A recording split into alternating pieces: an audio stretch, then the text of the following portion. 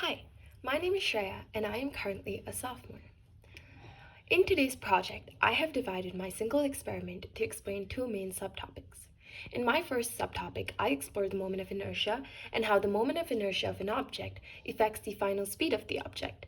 And in my second experiment, I explore how the elastic collision of two objects and how momentum is always conserved in these elastic collisions. Implementation. First, I will talk about how I built my scene. I started out by using a polygon tool and constructing a slope. I then cloned the slope to get an identical one. Then I used a circle tool to construct two identical solid disks. The first is a solid disk and the second is a hollow disk.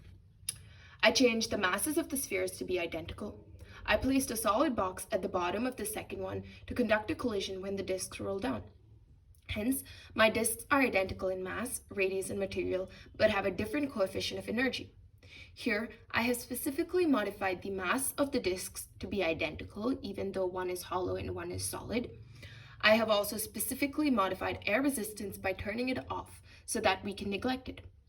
I have also modified friction. I have made my platform to be made out of ice and my slope to be also made out of ice so that we can neglect friction. To analyze the speeds, energies, and momentums, I have added in the necessary graphs for each value and will analyze them while conducting the experiment. So to begin the experiment, I quickly show the experiment and then I will slow it down to analyze it further.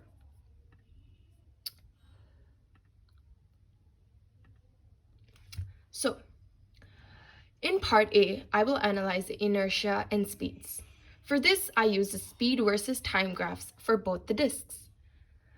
I also will use the translational kinetic energy versus time and the angular kinetic energy versus time graphs for both of the disks.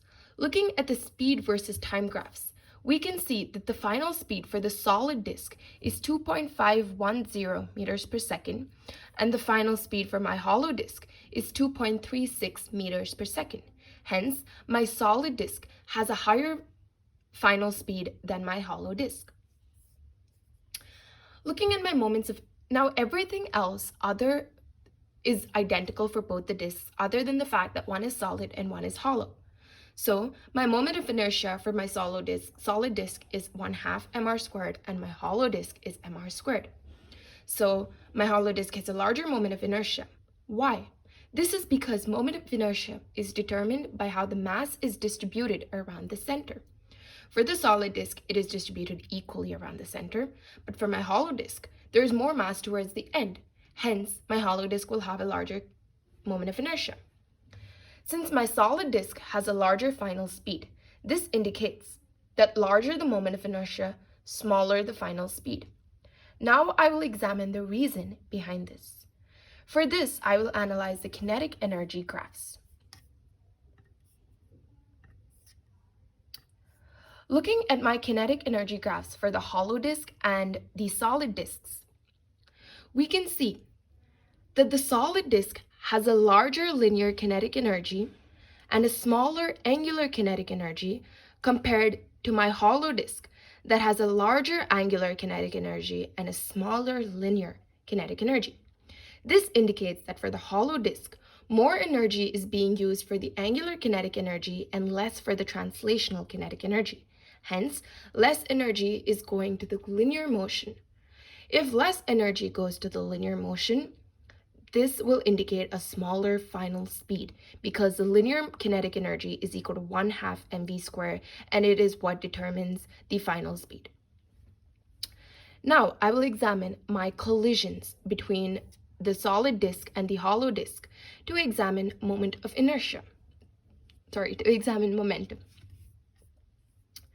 So here I have added a block and I will continue so that my hollow disk can collide with the box. Now, after collision has occurred, I will look at my moments of inertia graphs for both of them.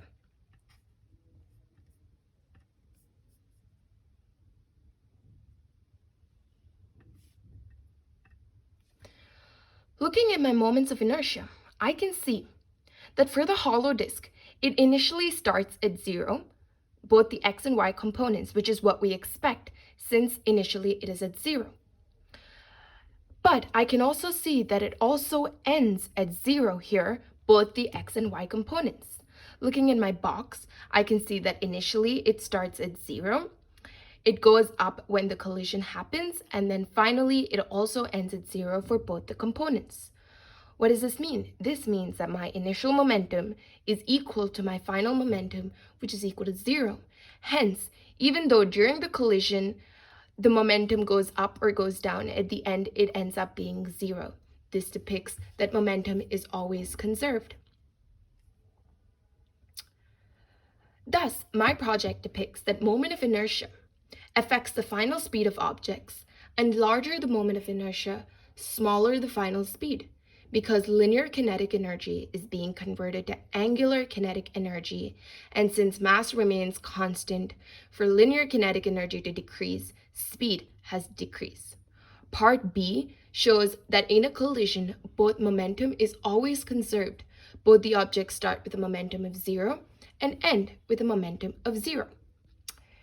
Now, the way I modeled my project, we can model the collision of the disk with the block as an elastic collision where a bowling ball is running head-on into a pin which is initially at rest. I can model my disk as sliding down the ramp as a child sliding down the slide. The limitations of my project. The limitations of my project is that we ignored air resistance and we also ignored friction. If friction was involved, some of the kinetic energy while the disks are sliding down the ramp would be lost in thermal energy, and thus, since friction opposes the motion, the final speed of both the disks would reduce. However, this would not affect the final conclusion of the project, where the solid disk has a larger final speed. This is why I neglected friction. Air resistance could also have a slight effect on speed by slowing it down, but will also not affect the conclusion because our objects started at rest and have a relatively low speed, and hence ignoring air resistance is a good idea. Thus, this is the end of my experiment. I hope you enjoyed it, and I hope the concepts I have put in are clear. Thank you.